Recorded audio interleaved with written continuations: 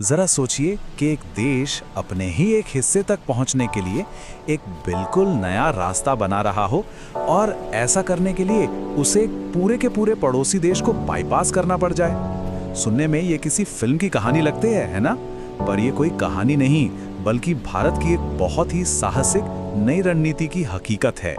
आज हम यही देखने वाले हैं कि कैसे सड़कें और बंदरगाह सिर्फ कंक्रीट नहीं होते बल्कि एक पूरे क्षेत्र की तकदीर बदल सकते हैं। तो ये सवाल सिर्फ एक ख्याली पुलाव नहीं है बल्कि ये उस बड़ी रणनीतिक पहेली का सबसे अहम हिस्सा है जिसे भारत दशकों से सुलझाने में लगा हुआ है। तो चलिए समझते हैं कि आखिर इस इतने बड़े कदम को उठाने की जरूरत पड़ी ही क्यों। देखिए, इस पूरी कहानी को समझने के लिए हमें सबसे पहले समस्या की जड़ तक जाना होगा। और ये समस्या कोई नई नहीं है, ये दशकों पुरानी है और भारत के नक्शे पर एक बहुत ही नाजुक जगह से जुड़ी हुई है। ये है वो जगह, सिलीगुड़ी कॉरिडोर, जिसे हम चिकन नेक के नाम से भी जानते हैं। आप अंदाजा लगाइए, भारत के 8 राज्यों को, पूरे 8 राज्यों को बाकी देश से जोड़ने वाली जमीनी लाइफलाइन सिर्फ 22 किलोमीटर चौड़ी है। दशकों से भारत की पूरी सुरक्षा, पूरी आर्थिक सप्लाई, सब कुछ इसी एक नाजुक से धागे पर टिकी हुई थी।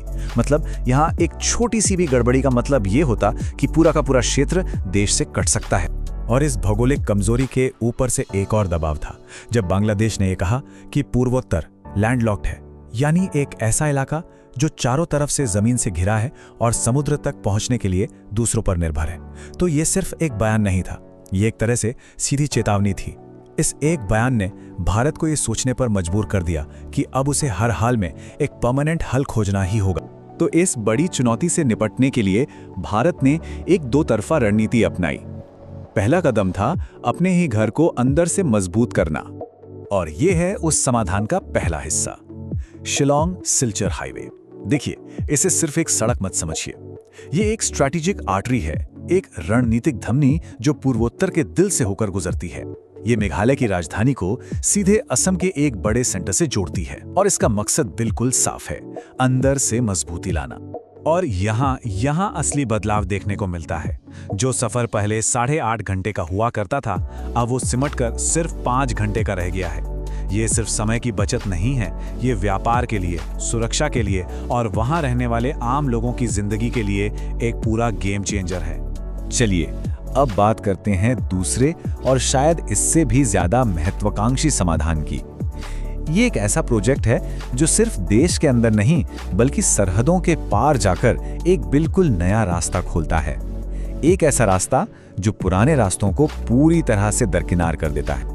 ये है कालादान मल्टी मॉडल प्रोजेक्ट, और सच कहूं तो ये वाकई में बहुत एम्बिशियस है। ये सफर 3 हिस्सों में बटा है। पहले सामान कोलकाता से समुद्र के रास्ते म्यांमार के सितवे पोर्ट तक जाता है, फिर वहां से नदी के रास्ते पलेटवा तक, और आखिर में सड़क के रास्ते सीधे भारत के मिजोरम में एंट्री। और इसका सबसे बड़ा स्ट्रेटेजिक फायदा, ये भारत को बांग्लादेश को पूरी तरह से बाईपास करने की आजादी देता है।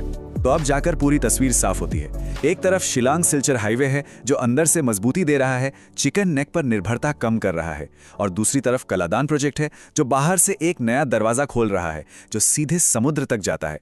मतलब ये 2 अलग अलग प्रोजेक्ट नहीं हैं बल्कि एक ही बड़ी रणनीति के 2 अहम हिस्से हैं, और दोनों का लक्ष्य एक ही है, पूर्वोत्तर को सुरक्षित और आत्मनिर्भर बनाना।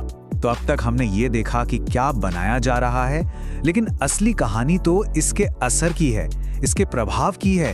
ये प्रोजेक्ट सिर्फ कंक्रीट और तारकोल नहीं है, ये उस पूरे के पूरे इलाके में एक क्रांति लाने वाले हैं, और इसका असर हर लेवल पर दिखेगा। हमारी सेना अब और तेजी से और सुरक्षित तरीके से मूव कर सकती है। किसी स्थानीय कारीगर का बनाया सामान अब सीधे दुनिया के बाजारों तक पहुंच सकता है। दूर दराज के खूबसूरत गांवों में टूरिस्ट आसानी से आ सकते हैं, जिससे स्थानीय लोगों को रोजगार मिलेगा। और इन सबके साथ साथ स्कूलों में तेज इंटरनेट और व्यापारियों के लिए स्मार्ट लॉजिस्टिक्स जैसी सुविधाएं भी आ रही हैं। और हाँ, ये सिर्फ सड़कों के बारे में नहीं है, ये भविष्य के लिए एक डिजिटल हाईवे भी तैयार कर रहा है। जरा सोचिए, 5G नेटवर्क, स्मार्ट ब्रिज जो खुद मौसम के खतरों का अंदाजा लगा सकते हैं, और हर ट्रक की लाइव ट्रैकिंग। ये वो चीजें हैं जो पूर्वोत्तर को 21वीं सदी में एक लंबी छलांग लगाने में मदद करेंगी। अब चलिए एक कदम पीछे हटते हैं और बड़ी तस्वीर को देखते हैं। ये प्रोजेक्ट सिर्फ एक क्षेत्र को नहीं बदल रहे हैं, ये दुनिया के नक्शे पर भारत की जगह को भी एक नए सिरे से परिभाषित कर रहे हैं। और ये सब कुछ भारत की बड़ी एक्ट ईस्ट पॉलिसी का ही हिस्सा है। संदेश बिल्कुल साफ है, चाहे व्यापार हो या सुरक्षा, भारत अब किसी और पर निर्भर नहीं रहेगा। ये निर्भरता को पीछे छोड़कर आत्मनिर्भरता की ओर एक बहुत बड़ा और मजबूत कदम है। तो ये नए रास्ते सिर्फ खुल नहीं रहे हैं, ये एक नई कहानी की शुरुआत कर रहे हैं। और ये हमें एक बड़े सवाल के साथ छोड़ जाता है। जब भारत ने अपने लिए पूर्व का एक नया दरवाजा बना ही लिया है, तो अगला कदम क्या होगा? भारत के रणनीतिक भविष्य के लिए अगला मोर्चा कौन सा होगा? ये सोचने वाली बात है।